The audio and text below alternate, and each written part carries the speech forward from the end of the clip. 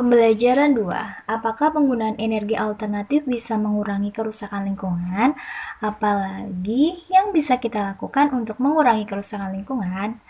Ya, penggunaan energi alternatif itu bertujuan mengurangi penggunaan energi dari fosil seperti minyak bumi. Mengapa? Karena butuh waktu bertahun-tahun untuk proses pembentukan minyak bumi. Selain itu, energi alternatif juga mengurangi kerusakan lingkungan. Pencemaran asap karena sisa pembakaran minyak bumi menyebar ke udara dan menyebabkan pemanasan global. Salah satu cara paling bijak yang dapat kita lakukan adalah berhemat energi. Selanjutnya kita baca teks berikutnya. Ayo hemat energi. Hari ini, Udin dan teman-teman belajar mengenai energi minyak bumi. Di awal pelajaran, Pak Burhan menyajikan sebuah gambar mengenai proses pembentukan minyak bumi. Ternyata butuh waktu yang sangat panjang, jutaan tahun. Wah, pantas saja Udin sering mendengar anjuran hemat energi di mana-mana. Ketika berjalan pulang dari sekolah, Udin, Lani, Edo, dan Siti berbincang-bincang mengenai menghemat energi. Mereka berpikir seharusnya ada yang dapat mereka lakukan untuk mengajak warga di kampung Babakan untuk melakukan penghematan energi. Listrik, bahan bakar kendaraan, dan air adalah sumber daya yang dikonsumsi oleh warga desa sehari-hari. Edo ingat hampir sepanjang hari televisi di rumahnya selalu menyala. Ada atau tidak ada yang menonton, seperti sudah menjadi kebiasaan. Seperti sudah menjadi kebiasaan saja untuk langsung menyalakan televisi di pagi hari. Bahkan ketika Edo ke sekolah, ayah kerja, dan ibunya memasak di dapur, televisi masih menyala tanpa penonton. Nah, itu satu hal yang dapat Edo lakukan. Mengingatkan anggota rumahnya untuk menghemat penggunaan listrik. Memang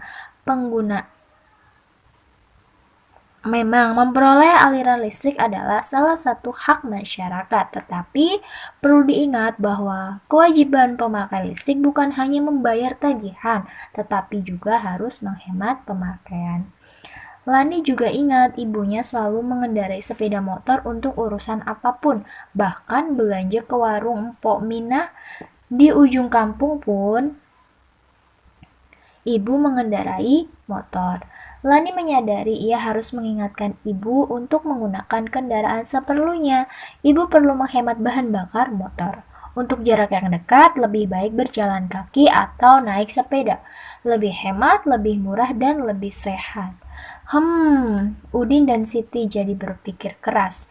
Pasti ada yang dapat mereka lakukan untuk mengajak keluarga dan warga sekitar menghemat energi. Walaupun masih anak-anak, mereka pun menggunakan hak mereka sebagai pemakai energi. Jadi, mereka pun mempunyai kewajiban untuk melakukan penghematan. Akan lebih baik lagi jika mereka bisa menjadi pengingat warga. Ayo hemat energi. Ya, selanjutnya setelah kalian membaca teks tersebut, selanjutnya analisis pertanyaan di bawahnya dan jawablah pertanyaannya. 1. Mengapa kita perlu menghemat energi?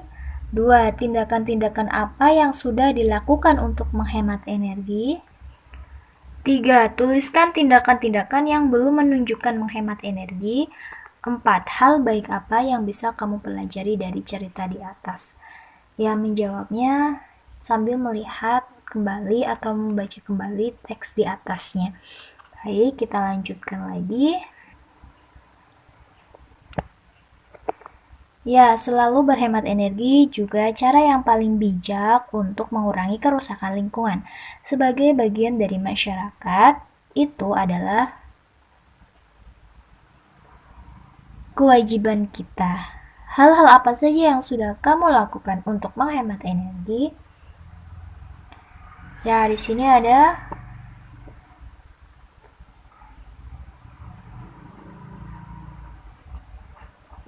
peta pikiran ya. Apa yang sudah aku lakukan untuk menghemat energi? Yang pertama, gunakan air secukupnya.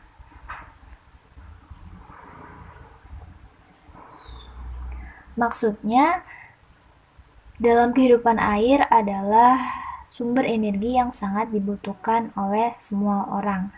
Maka gunakanlah air dengan baik serta secukupnya. Misalnya, biasakan menggunakan air saat mandi ataupun aktivitas yang menggunakan air secara wajar, jangan menghambur-hamburkannya. Yang kedua adalah matikan pompa air jika tidak digunakan. Kebanyakan orang jarang mengontrol bak mandi ataupun tempat air lainnya saat pengisian air. Kini biasakan selalu mematikan mesin air bila bak mandi atau tempat penyimpanan air yang lainnya telah terisi penuh. Yang ketiga adalah matikan peralatan listrik bila tidak digunakan. Jelas ya, mematikan peralatan listrik di rumah bila tidak kita gunakan adalah salah satu cara menghemat energi. Yang keempat adalah gunakan peralatan rumah tangga yang hemat energi. Nah, pilihlah peralatan rumah tangga saat Anda membelinya yang hemat akan energi. Yang kelima, gunakan kendaraan secara bersama-sama. Nah, saat Anda berkendara dalam melakukan kegiatan sehari-hari, gunakanlah secara bersama-sama. Misalnya, saat Anda akan pergi kerja, berangkatlah lebih pagi serta antarkan anak-anak Anda ke sekolah terlebih dahulu. Ini untuk orang tua ya. Kemudian yang keenam, kurangi penggunaan kendaraan. Ya, jika kegiatan sehari-hari memiliki jarak tempuh yang tidak terlalu jauh, maka hindari menggunakan kendaraan bermotor. Gunakan alat transportasi yang lain, misalnya bersepeda.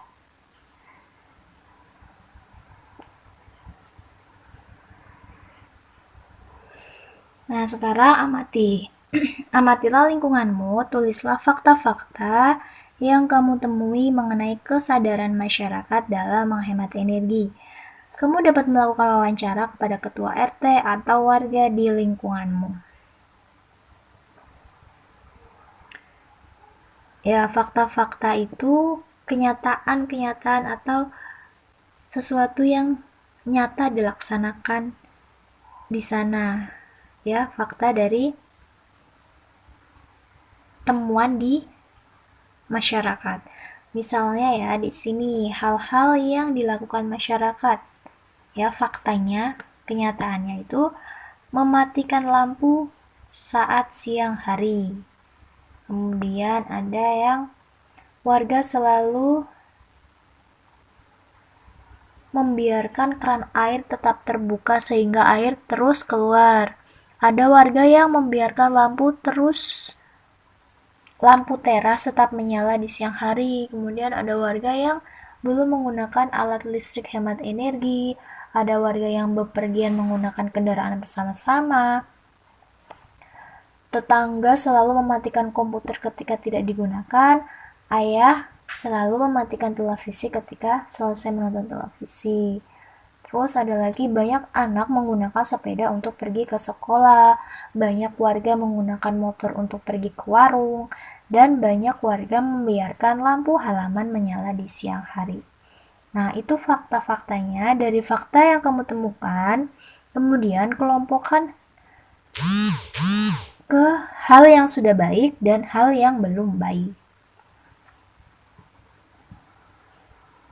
Nah, dari fakta tadi,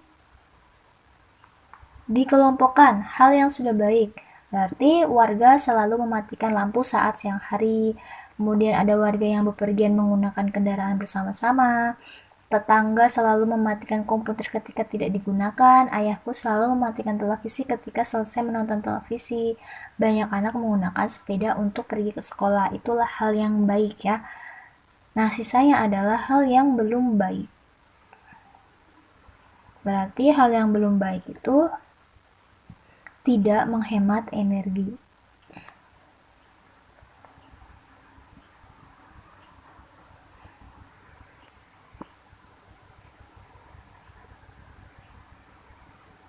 Selanjutnya yang dapat kita simpulkan adalah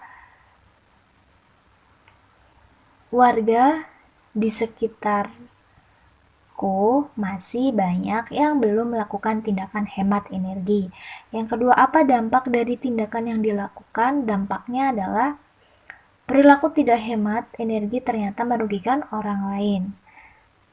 Nah, saran dari perilaku-perilaku tadi adalah sebaiknya sebagai warga negara yang baik kita harus menghemat energi karena energi yang ada jumlahnya terbatas.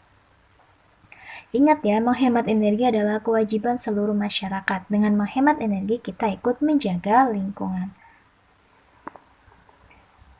Selanjutnya kita akan belajar matematika tentang pecahan. Melanjutkan pembelajaran sebelumnya. Ya, masih ingat dengan pecahan biasa yang bisa diubah menjadi pecahan campuran? Apabila pembilang pecahan tersebut nilainya lebih besar dari penyebutnya, maka pecahan tersebut dapat diubah ke dalam bentuk pecahan campuran. Lalu, ketika pembilang dan penyebutnya mempunyai nilai yang sama, maka pecahan tersebut sama dengan 1.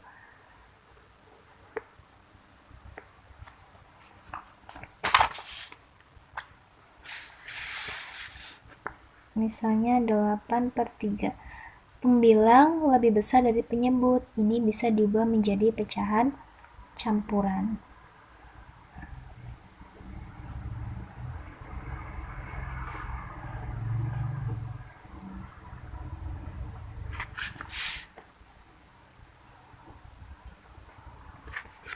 Kemudian, tadi yang poin kedua, ketika pembilang dan penyebutnya mempunyai nilai yang sama, maka pecahan tersebut sama dengan 1.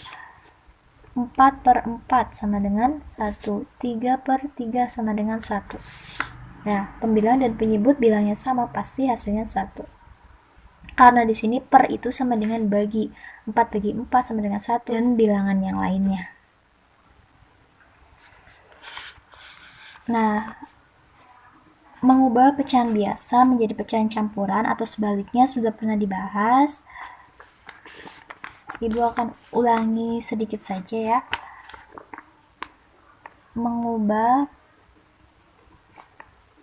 pecahan biasa ke pecahan campuran.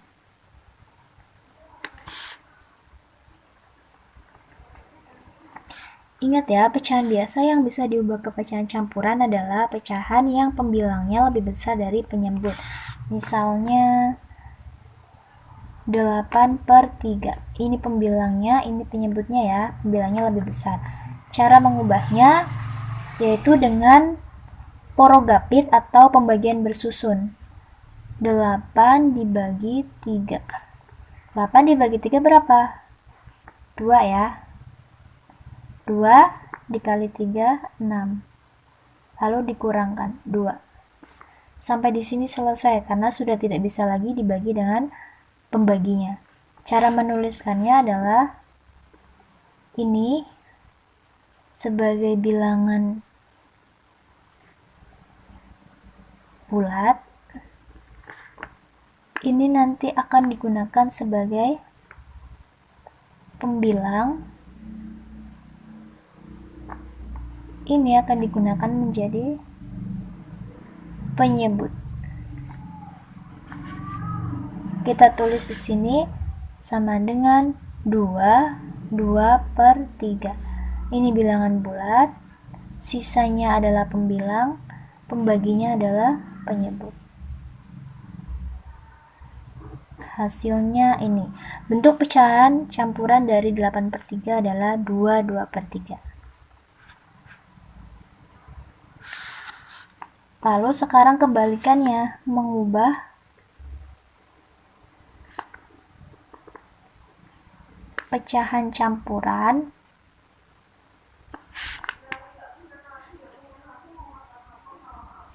ke pecahan biasa.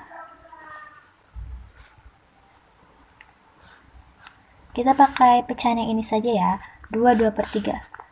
2 per 3.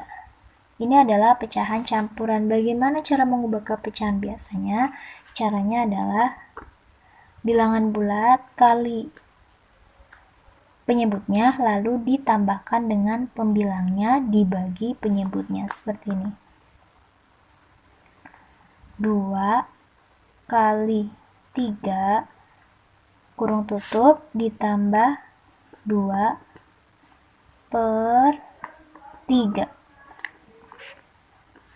sama dengan 2 kali 3 6. 6 ditambah 2 per 3 sama dengan 8 per 3. Apakah betul jawabannya? Betul ya? Ya, di sini sama. Berarti caranya seperti ini. Kalau dibuat menjadi rumus, A B per C sama dengan A kalinya diganti tanda titik ya, kali C ditambah B per C. Boleh juga pakai tanda kali silang ini ya. Nah, ini rumusnya. Bilangan bulat dikali dengan penyebut ditambahkan dengan pembilang. Apakah boleh kalau C dikali A? Boleh ya, karena sifat perkalian bisa dibolak-balik.